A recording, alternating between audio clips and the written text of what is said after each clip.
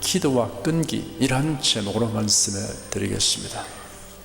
쉬지 말고 기도하라는 말씀은 끈기를 가지고 기도하라는 의미를 내포하고 있습니다. 끈기란 참을성이 많아 쉽게 단념하지 않고 꾸준히 견뎌 나가는 기질입니다. 하나님에게 도움을 청하는 사람은 끈기가 있어야 합니다. 끈기는 기도하는 자가 갖춰야 할 요건입니다. 성경에는 이를 교훈하는 말씀과 사건이 여러 곳에 기록되어 있습니다. 우리가 그 교훈을 마음에 깊이 새기고 기도 생활에 적용하도록 그 사례들을 살펴보도록 하겠습니다. 구약 성경에 기록된 모범적 사례들을 살펴보겠습니다. 야곱이 20년 타향 생활의 종지부를 찍고 가솔과 노비와 짐승떼를 이끌고 고향으로 돌아오고 있었습니다. 야복 시내를 건널 즈음 야곱은 그의 형 에서가 복수의 칼을 갈고 있을 것을 생각하고 위기의식을 느꼈습니다. 자기 앞에 당면한 위기를 대처하기 위해 최선을 다했으나 마음을 놓을 수 없었습니다. 날이 어두워졌을 때 어떤 사람이 그에게 접근하였습니다. 그리하여 붙들고 씨름하였는데 보통 사람이 아니라 하나님의 천사라고 느꼈습니다. 그러자 야곱은 천사를 붙들고 자기를 축복해달라고 매달려 간구하였습니다. 그 천사가 야곱을 밀쳐내려고 했으나 야곱은 죽기 살기로 악착같이 붙들고 울면서 간구하였습니다. 천사가 야곱을 이길 수 없는 것을 보고 야곱의 엉덩이뼈를 치니 엉덩이뼈가 탈골되었습니다. 동이터니 나를 보내라 하니 야곱이 나를 축복하지 않으면 보내주지 않겠습니다 라고 말했습니다. 야곱은 날이 셀 때까지 끈기 있게 매달려 간구하였습니다. 그리하여 결국 응답을 받았습니다. 그분은 하나님이셨습니다. 야곱의 끈질긴 기도와 응답에 관한 이야기 외에도 끈기 있는 기도와 응답에 관한 교훈을 주는 모범적인 사례들이 있습니다. 선지자들 가운데 걸출한 선지자인 엘리야와 엘리사에 관한 이야기입니다. 첫째, 엘리야 선지자가 기도하는 모습을 통하여 끈기 있게 기도하는 태도를 배울 수 있습니다.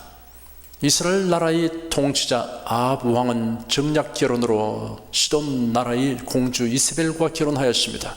시돈 나라 사람들은 바알신을 숭배하였습니다. 왕후 이세벨은 바알 선지자들을 이스라엘로 데려왔으며 아합 왕은 이스라엘 수도 사마리아에 바알 신당을 짓고 그 안에 바알 제단을 세웠습니다. 그 결과 백성들도 우상 숭배에 빠져들어가게 되어 드디어 온 이스라엘은 바알 신 숭배로 만연하게 되었습니다. 하나님은 선지자 엘리야를 보내어 아합 왕에게 가뭄의 징벌을 예언하게 하였습니다. 그러자 가뭄이 시작되었고 엘리야는 왕후 이세벨의 지명수배 대상이 되었습니다.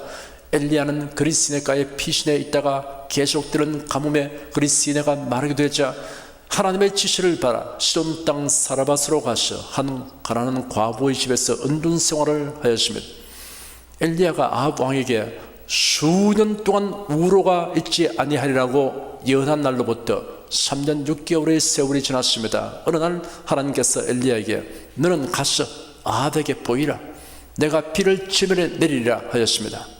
3년 반 동안의 가뭄으로 인하여 땅은 불모지가 되어가고 기근이 심하게 되었습니다. 이러한 극심한 가뭄으로 인하여 아합 왕은 말과 노새를 먹일 꼴이 부족하여 이를 걱정하게 되었습니다.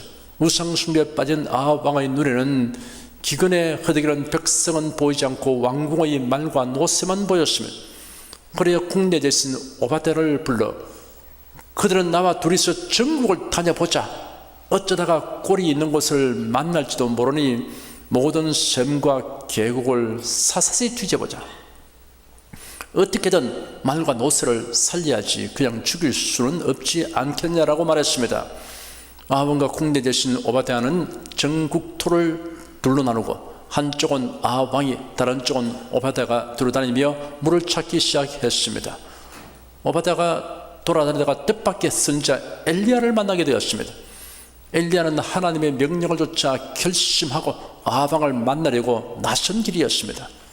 엘리야는 오바댜에게 당신의 주 아합왕에게 가서 엘리야가 여기 있습니다 라고 전하시오 하였으면, 오바댜는 엘리야의 지시를 따르기가 참으로 어렵고 두려운 일임을 설명하였습니다. 아합왕이 엘리야를 체포하기 위해 혈안이 되어 있다는 사실을 말했으면, 엘리야는 대답하기를 내가 섬기는 만군의 여호와의 살아계심을 두고 맹세하는데 오늘 그에게 나를 보일 것이요 하였으면, 자신이 반드시 아합 왕을 대면할 것이라고 강하게 자기 의지를 표현하였습니다.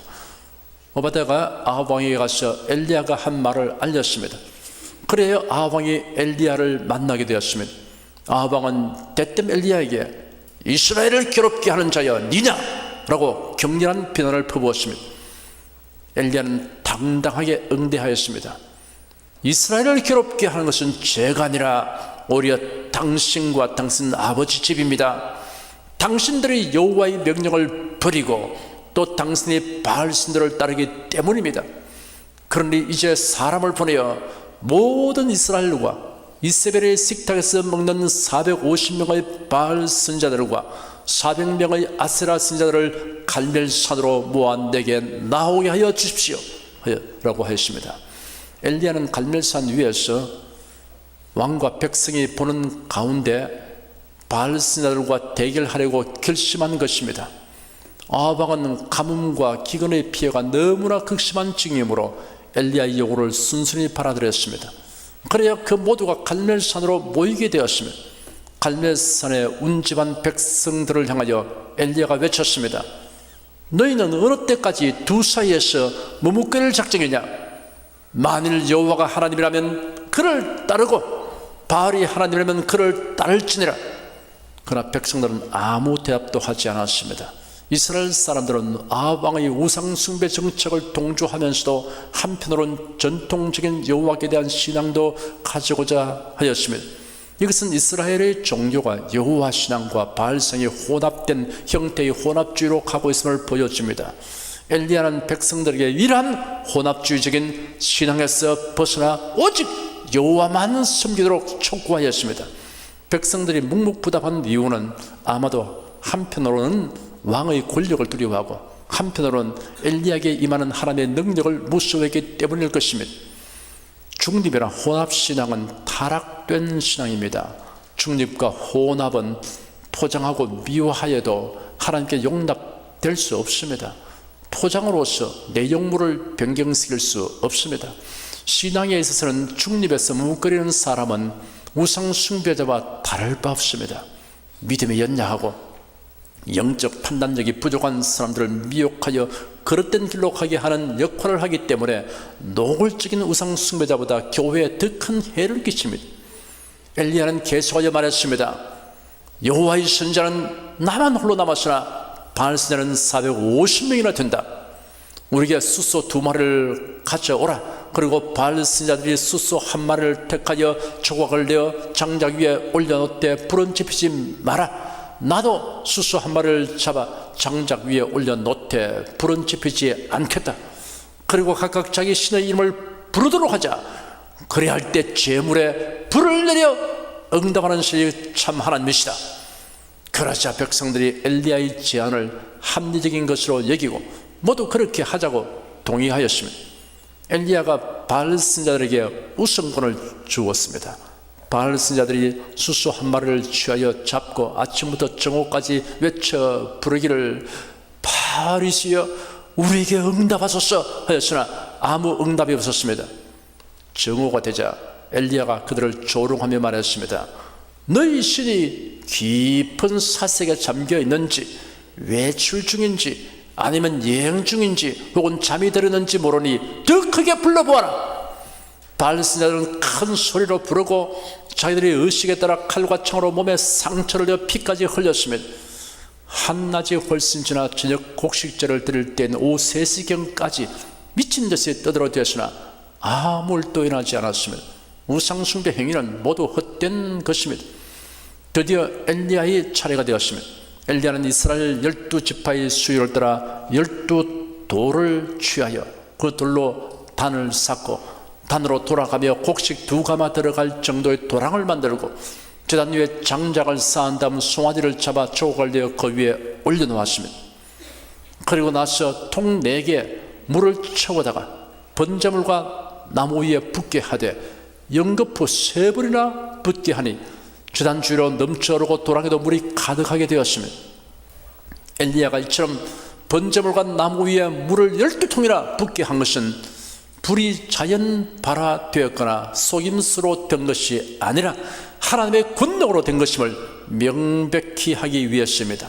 극심한 가뭄으로 인해 물이 몹시 귀하지만 아낌없이 부었습니다. 우상 숭배하는 자들이 회개하고 하나님께로 나오도록 하기 위해서, 그리고 하나님의 영광을 나타내기 위해서 희생하고 헌신하는 것은 낭비가 아닙니다. 저녁 제사 드리는 시간이 되자 선지자 엘리야가 앞으로 나와서 부르짖었습니다. 아브라함과 이삭과 이스라엘의 하나님 여호와시여, 주께서 이스라엘 중에서 하나님이시며 제가 주의 종이라는 것과 제가 주의 말씀대로 이 모든 일을 행하였다는 것을 오늘 저들이 알게 하여 주시옵소서. 여호와시여, 제게 응답하시옵소서. 제게 응답하시옵소서. 그래서 이 백성이 주 여호와가 하나님이시며 또 주께서 저들의 마음을 돌이키신다는 것을 알게 하여 주시옵소서.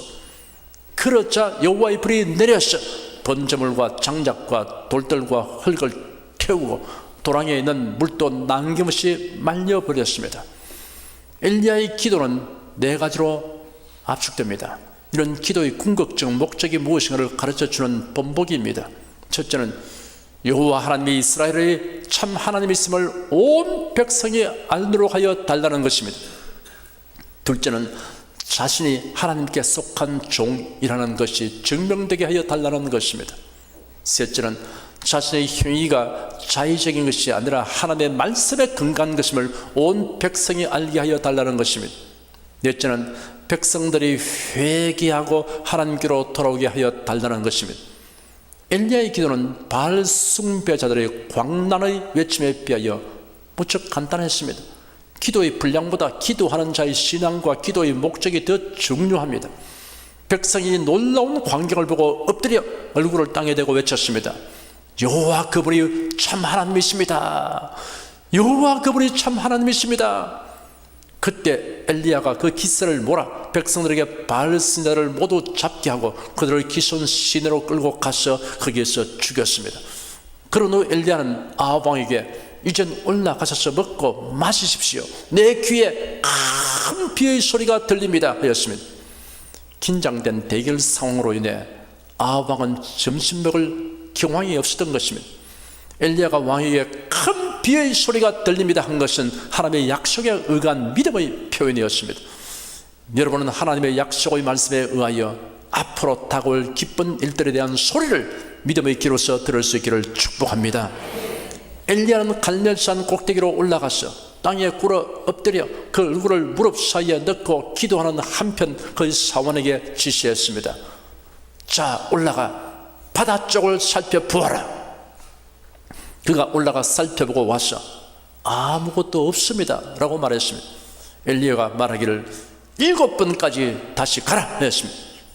7번째가 되었을 때 엘리야의 사원이 말하기를 보십시오, 사람의 손바닥만한 작은 구름이 바다에서 떠오르고 있습니다 했습니다. 엘리야는 하나님의 은총을 수용할 구체적인 태세를 취했습니다.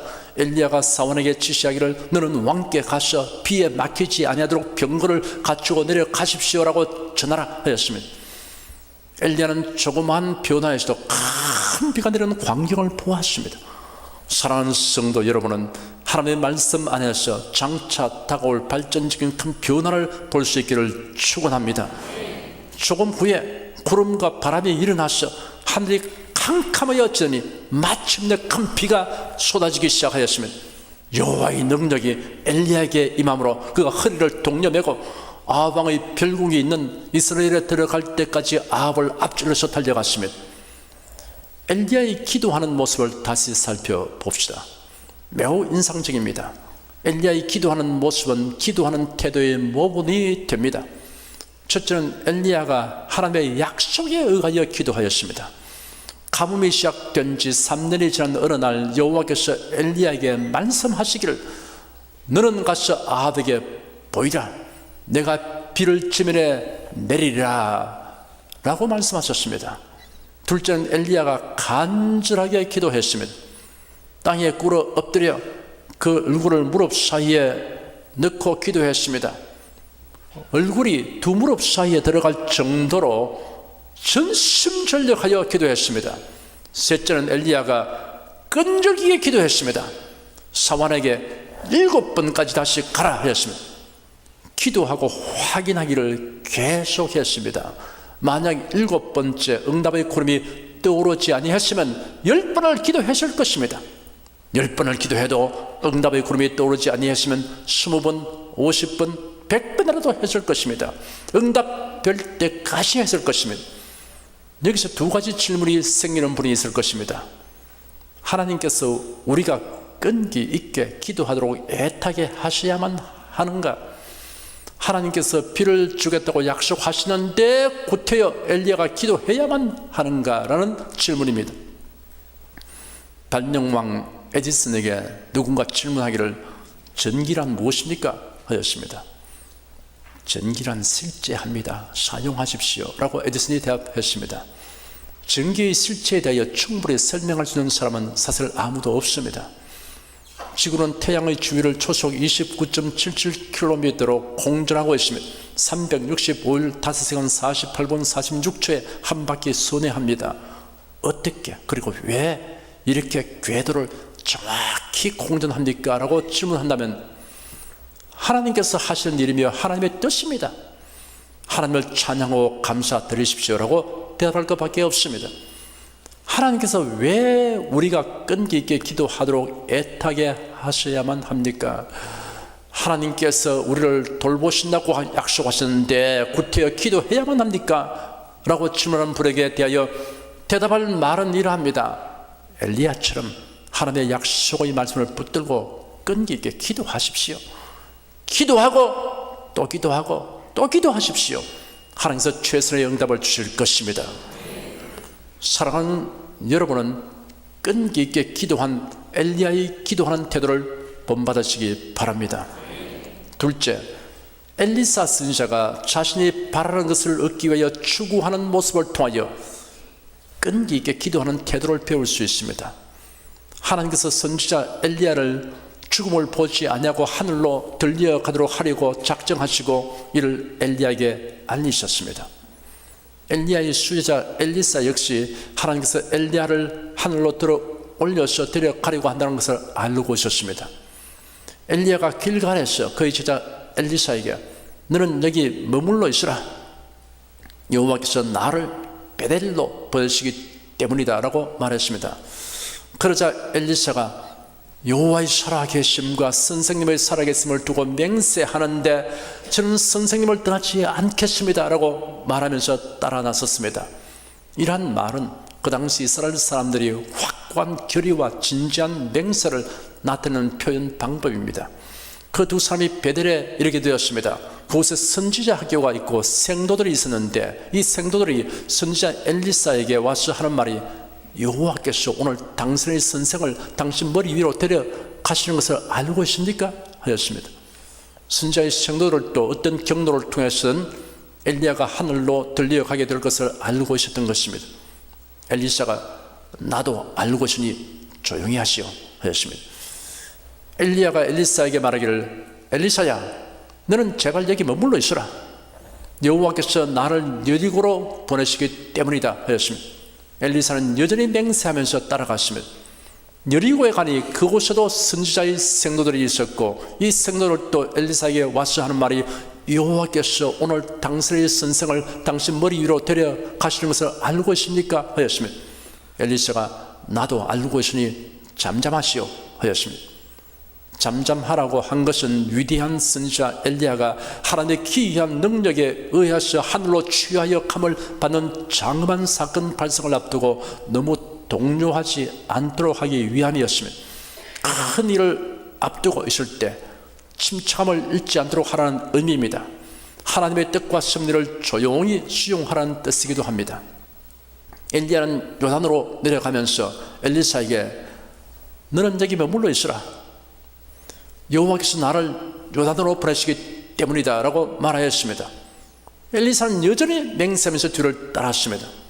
엘리야와 엘리사의 여행은 길갈에서 베델로, 베델에서 여리고로, 여리고에서 요단으로 계속되었습니다. 엘리야가 단호한 명령으로 따라오면 안 된다고 했다면 따르지 아니했을 테지만 그런 분위기는 아니었습니다. 한순간이라도 선생님 곁에 더 있어서 그분의 가르침을 받고 감화를 받고자 하는 열망이 그로 하여금 머물러 있을 수 없게 하였습니다. 다른 성도들은 엘리사와 같지 않았습니다. 그들은 요단을 건너가지 않고 멀리 서서 바라볼 따름이었습니다. 엘리사에게는 거룩한 욕망과 불붙는 열심, 그리고 내심으로 그가 소원하는 것을 얻기까지 멈추지 않는 끈기가 있었습니다. 여러분도 이러한 끈기를 가지게 되기를 축복합니다. 히브리서 10장 36절에 너희에게 인내가 필요하면 너희가 하나님의 뜻을 행한 후에 약속을 받기 위함이라. 잠깐 후면 오실 리가 오시니 지체하지 아니하시리라 하였습니다. 갈라디아서 6장 9절에는 선을 행하되 낙심하지 말지니 피곤하지 않으면 때가 이르매 거두리라 하였습니다. 인내심, 끈기는 하나님께 쓰임받고 복을 받는 사람들의 특징입니다. 신앙생활은 끈기가 있어야 합니다. 단념하지 않고 꾸준히 견뎌 나가야 합니다. 가다가 중지하면 안일감만 못하리라는 격언은 신앙생활의 적절한 말입니다. 열심히 신앙생활을 하다가 믿음을 버리면 지금까지 신앙생활을 하여왔던 것이 아무 소용없게 됩니다. 일평생 신앙생활 하다가 임종할 때 믿음을 내버리면 일평생 믿은 것이 아무 소용이 없습니다. 하나님의 심판 앞에 설 때, 오 하나님, 저는 80평생 신앙생활 하였습니다. 다만 죽기 전 1년 동안만 믿음에서 떠나 우상 숭배했을 뿐입니다라고 하시하면 하나님께서 마지막 1년은 80분의 1에 불과하니 문제 삼지 않겠다 하시고 구원해 주시겠습니까? 결코 그렇지 않습니다. 예수께서 말씀하시기를 또 너희가 내 이름을 위하여 모든 사람에게 미움을 받을 것이나 나중까지 견디는 자는 구원을 얻으리라 하였습니다. 엘리사의 끈기 있는 모습을 계속하여 살펴보십시다. 성도들은 멀리서 바라보고 있는데 엘리야와 엘리사는 요단강까지 갔습니다. 엘리야가 겉옷을 취해서 둘둘 말았습니다. 이를 들고 물을 치니 물이 이리저리 갈라졌습니다. 그래서 두 사람이 요단강을 건넜습니다. 요단강을 건너자마자 엘리야가 엘리사에게 말하기를 내가 네게서 떠나기 전에 내가 네게 무엇을 해줘야 할지 구하라 하였습니다. 이렇게 끈기 있게 스승을 쫓아오니 엘리야는 엘리사에게 무언가 남겨주고 싶은 마음이 들었습니다.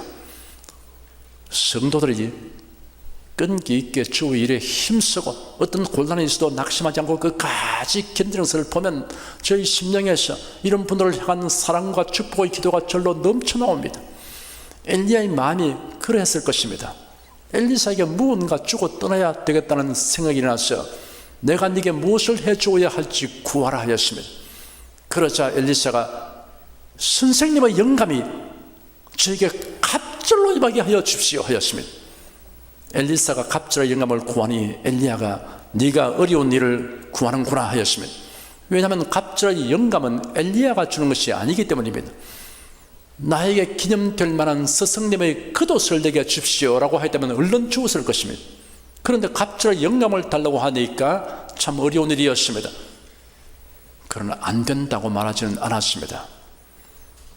만일 나를 너에게서 데려가는 것을 네가 보면 그 일이 이루어지겠지만 그렇지 않으면 이루어지지 않을 것이다 하였습니다. 하나님께서 엘리야에게 그런 생각을 주신 것 같습니다. 그들이 계속 걸으며 이야기할 때 호련히 불병거와 불말들이 나타나서 그들 두 사람 사이를 갈라놓더니 엘리야가 효리 바람 가운데 하늘로 올라갔습니다. 굉장한 광경이었습니다. 만일 엘리야가 하늘로 올려져서 떠나갈 것이 예고된 것이 아니었으면 엘리사가 크게 놀라고 당황했을 것입니다. 성경에 예수님의 재림과 성도의 부활에 대해서 미리 말씀해 주신 까닭이 여기에 있습니다.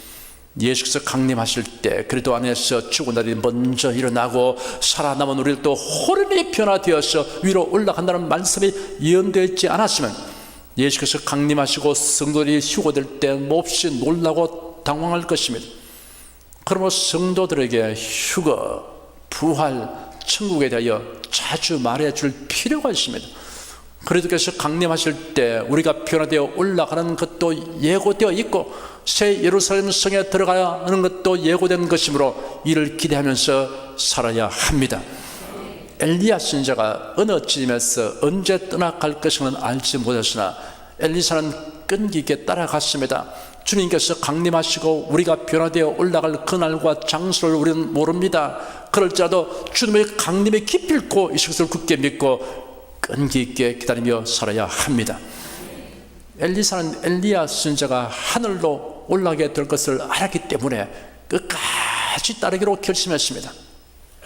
엘리사는 그의 스승 엘리야가 몇 번이나 너는 여기 머물러 있으라 하는 말을 듣고도 계속 끈기 있게 따라갔습니다. 여호와의 살아계심과 선생님의 살아계심을 두고 맹세하는데 저는 선생님을 떠나지 않겠습니다 라고 말하면서 따라갔습니다. 엘리사는 막연히 따라 나선 것이 아니었습니다. 엘리야에게 임한 영감이 자기에게 갑절로 임하기를 간절히 소원하고 있었습니다. 그 소원을 이루기까지는 멈출 생각이 결코 없었습니다.